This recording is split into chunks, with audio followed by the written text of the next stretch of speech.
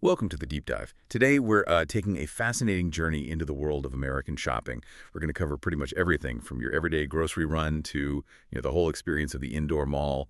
We've pulled together some really great sources for this one. We've got video tours that kind of put you right there in the aisles, some vocabulary lessons, and even bits of real-life conversations. And honestly, as we went through them, what really struck me were some of the unexpected details and surprising facts that popped up. Yeah, and that's really our mission here, isn't it? To sort of cut through all the information overload and give you a quick but still thorough understanding of American shopping culture and maybe more importantly, the practical vocabulary you'll actually hear and use.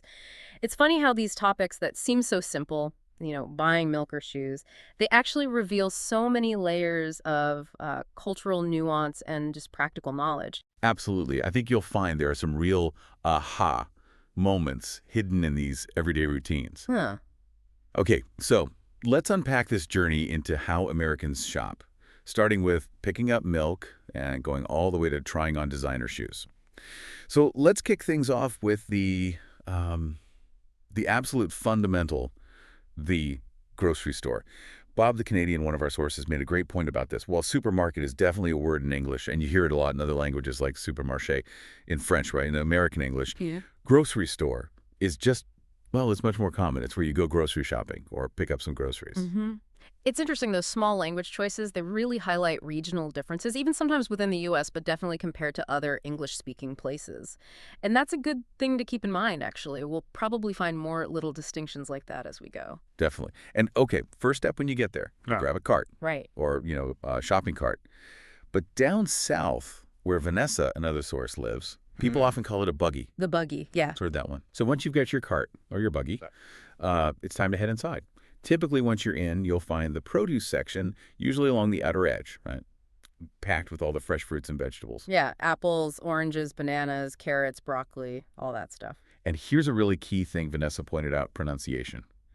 The noun, the section itself, is produce. Emphasis on the first syllable. P-R-O-duce section. Got it. But the verb, like to make something. I produce videos. Yeah. The emphasis shifts to the end. Produce. Ah, okay. Produce versus pro-o-duce. That's a good tip. It's one of those little things that makes a big difference in sounding natural, It really does. Those small nuances matter. Mhm. And speaking of produce, you usually have choices, right? You can buy things loose, like just one head of broccoli, Sure. or bagged, like a bag of lemons or potatoes already packaged up. Right. And one of the cutest things from the sources was Vanessa's son, Freddie. His favorite thing was getting the free fruit snack for kids, usually a banana. Oh, that's nice. A little perk. Yeah.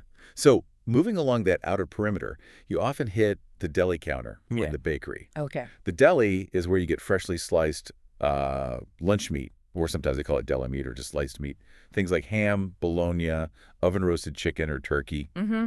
And you have to ask for it specifically? Exactly. It'd say something like, I'd like half a pound of turkey, please. Though Vanessa did mention, sometimes the wait at the deli can be long. Oh, yeah. The deli line. That's a classic grocery store experience, isn't it? Waiting for your number to be called. Totally. And maybe right near the deli, you'll find the bakery. That's where you get all the good stuff. Yeah. Donuts, spread, buns, cakes, muffins, croissants. Freshly baked. Yum. Yeah. Freddie, the little guy turning 2, was apparently super excited about picking out a birthday cake. He even picked one with cereal on it. Huh. Sounds like a 2-year-old's dream cake. Right. Then you usually hit the dairy section. This is for things made from milk, cow, goat, sheep milk. So milk itself, butter, cheese. And interestingly, eggs are usually here too. Eggs in the dairy section. Okay. Yeah, I guess they are refrigerated. Exactly. It's all kept refrigerated. Ah. And Vanessa had another great pronunciation tip for refrigerated. That final T often sounds more like a D in American English. Refrigerated. Refrigerated. Okay, good to know. She also mentioned, kind of funny, they don't need to buy eggs because their own chickens lay so many. Nice. Farm fresh? Yeah. And right next to dairy, you'll usually find the frozen food section.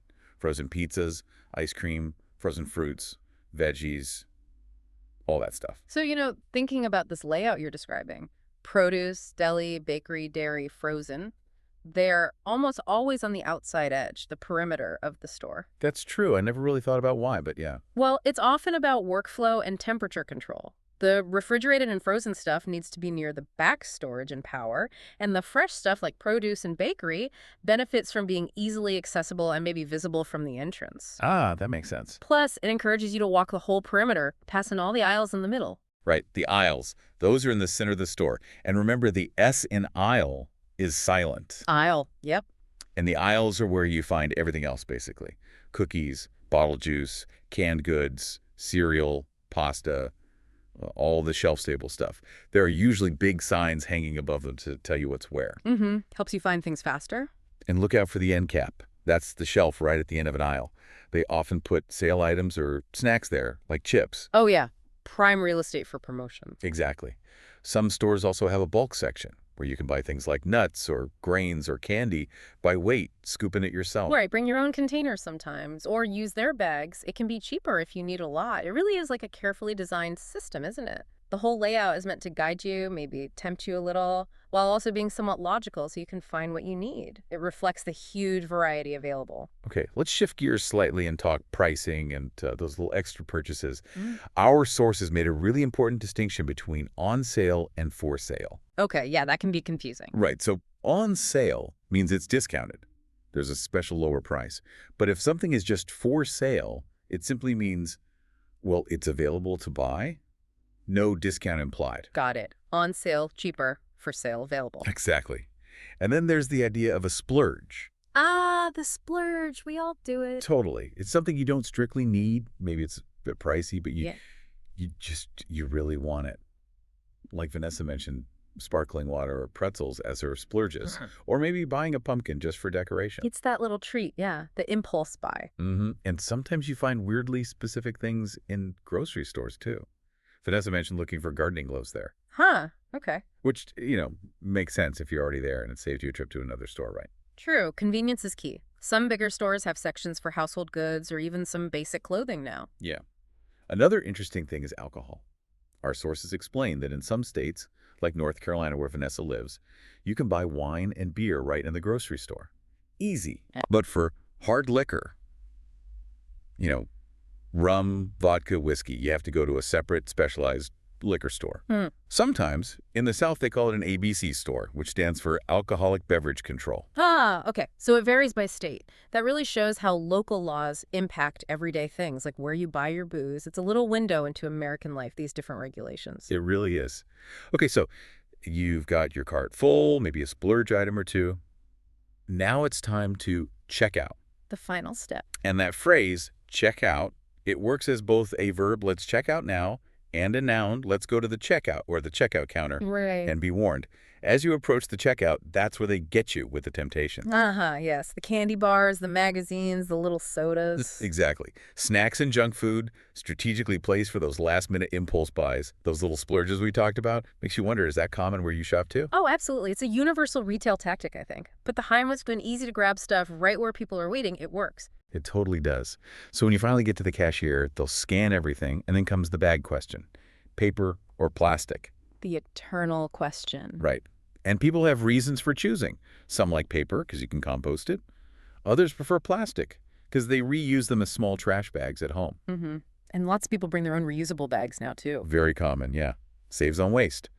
Then payment time. You might have a membership card or a loyalty card to scan for discounts. Get those points. Exactly. And then the cashier will ask cash or credit, or maybe just cash or card. Pretty standard. After you've paid, you load your groceries into your car, drive home, and then unload them. The whole process. And throughout that process, especially at the deli or checkout, politeness counts. Using please, like you mentioned, I'd like 2 pounds of ground beef, please, is just standard. Yeah, fine. And if something goes wrong, say you get home and find you bought, I don't know, rancid cheese, which sounds awful, Right. you'll absolutely need your receipt to take it back and get a refund or exchange. Keep that receipt. Good advice. And just a final relatable point on grocery shopping. Doing it with a kid. It's a whole different ball game. Oh, I can imagine. Vanessa hilariously said it's all about being fast, fast, fast. And you might end up with banana hands. Yeah. Sticky fingers, touching everything after that free snack. Very real. Okay, so that's the grocery store. Now let's shift from the world of necessities, mostly, to a different kind of shopping environment. The mall. Okay, the mall Yeah. experience. Our sources define an indoor shopping mall as, well, a place where all the stores are inside under one big roof, which means, crucially, air conditioning. A lifesaver in the summer, definitely, or heat in the winter, climate controlled. Exactly. Malls also usually have several main entrances, so you don't always have to go in the same door. You can park near the store you want to visit first. Right. It's less about a single transaction like getting milk and more about maybe browsing, entertainment, spending time. It's a destination. That's a great way to put it. It really did become a kind of third place for a long time, didn't it? Not home, not work. Exactly. A social hub centered around commerce. It says a lot about how communities form Uh-huh. or find places to gather. Interesting thought. So once you're inside, you need to navigate. Mm-hmm. Malls often have multiple levels, usually an upper and a lower level, sometimes more. Mm-hmm. And you get between them using stairs, obviously, or escalators, those moving stairs or elevators. Standard ways to move up and down. And one source highlighted a good accessibility feature, large ramps. These are really important for people with disabilities or anyone using a wheelchair or even a cane. Makes it easier for everyone to get around. That's good. Accessibility is key in public spaces. Definitely. Now, to figure out where you're going in this potentially huge place, you need the directory. Yes, the big map. Usually near the entrance or major intersections. Right. It shows you all the stores, usually listed alphabetically and by category like apparel for clothes, Yep. sometimes split into men's, women's, electronics, eyewear, jewelry and accessories, that sort of thing. Essential for finding that specific store you're looking for. Totally. Now, what if you get hungry while you're there? Malls usually have a couple of options for food. Okay. There's a difference between the standalone restaurants, places like the Cheesecake Factory, Mm-hmm. often bigger chains, maybe with their own entrances from the outside. Great sit-down place. And the food court. The food court is usually a large open area with lots of different counters side by side, Yeah. mostly fast food chains or maybe some local franchises, shared seating in the middle. The classic food court vibe. Yeah. Our sources mentioned some typical food court finds, Mm. Sparrow for Italian, pizza slices, Yep. maybe Gold Star Chili's selling conies if you're in that region, Chinese food places, Popeyes, Chick-fil-A, Chipotle. You definitely see the big names. And the sources noted the long lines at Chick-fil-A and Chipotle, right? That tells you something about their popularity. Oh yeah, those lines are always crazy. It really shows how the mall caters to different speeds. You can have a proper sit-down meal at a restaurant or just grab a quick slice or a burrito in the food court.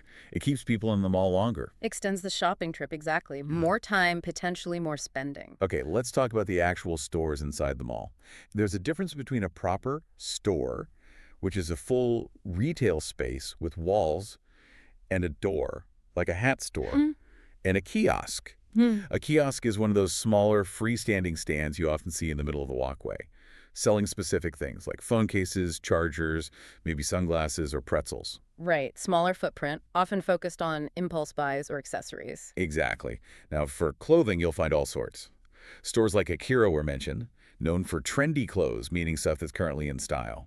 Sometimes it's even influenced by pop culture, like lots of pink clothes when the Barbie movie came out. Ah, fast fashion, keeping up with the trends. Yeah, and they use mannequins, those model figures, in the windows to display the clothes and catch your eye. Standard visual merchandising. And if you see something you like, you take it to the fitting room, or sometimes called the dressing room, to try it on before you decide to buy it. Got to make sure it fits. Then you've got shoe stores, Mm-hmm.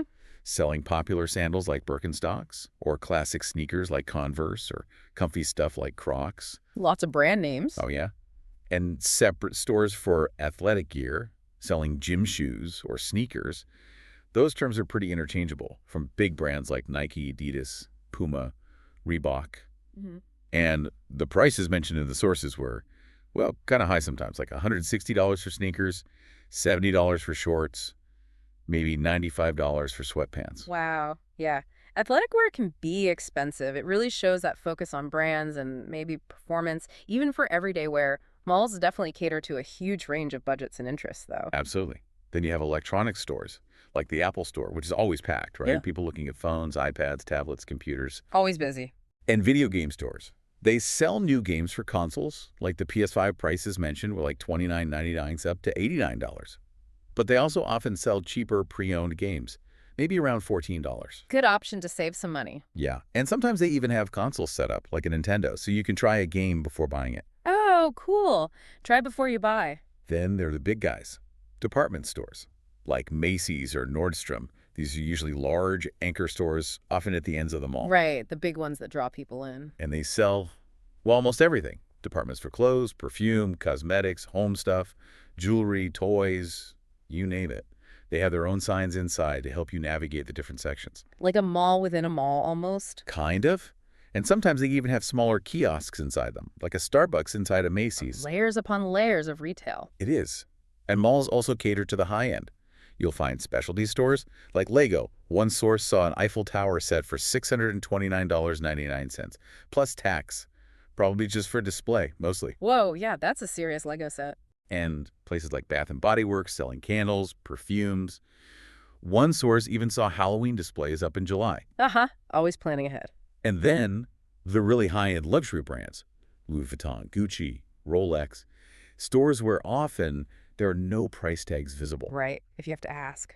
Exactly. It signals it's probably out of budget for most shoppers. Yeah. And they usually have noticeable security. Yeah, that lack of price tags is interesting, isn't it? It's not just about hiding the cost. It's about selling an image, a status. The focus shifts from price to the brand's prestige. It's pure psychology. That's a really sharp insight. It's a completely different sales approach. Sure. So, okay, you found something, maybe even something on sale at a reduced price, like those boots mentioned that went from $170 down to $100. Nice deal. Sweet. You go to pay. You might use your phone, maybe Apple Pay at the cash register. You pay, you get your receipt. Standard procedure. Mm-hmm. Keep that receipt again. Always. Finally, one last thing about mall stores is security. To prevent shoplifting stealing items, most stores have a security system at the exit, usually sensors that will set off an alarm if someone tries to leave with an item that hasn't had its security tag removed. Standard anti-theft measure. So yeah, the mall experience, it's really varied. You might go for serious shopping, find something unexpected, or maybe just hang out with friends, grab a bite. It serves a lot of purposes. So after all that, what does this really mean for you? Well, we've just taken a pretty deep dive into the language, the layout, the whole culture of shopping in America, from the everyday grocery store trip to the multi-sensory experience of the mall. Yeah, and hopefully understanding these terms, these layouts, these little cultural habits, Hmm. it makes navigating these spaces easier if you encounter them, or maybe just more interesting to observe. It really hammers home how even something totally common like shopping has so many layers. There's psychology, economics, local laws, cultural norms, all wrapped up in buying a loaf of bread or a new pair of shoes. Absolutely. Yeah. So maybe next time you find yourself pushing a cart down an aisle or just wandering through a mall, what new detail will you notice? Maybe how the space is designed to help you or maybe tempt you. Right. And think about how your own shopping experiences compare. Are the terms different where you are? Are the layouts similar? Do stores use the same tricks? It's kind of fascinating when you start to really look.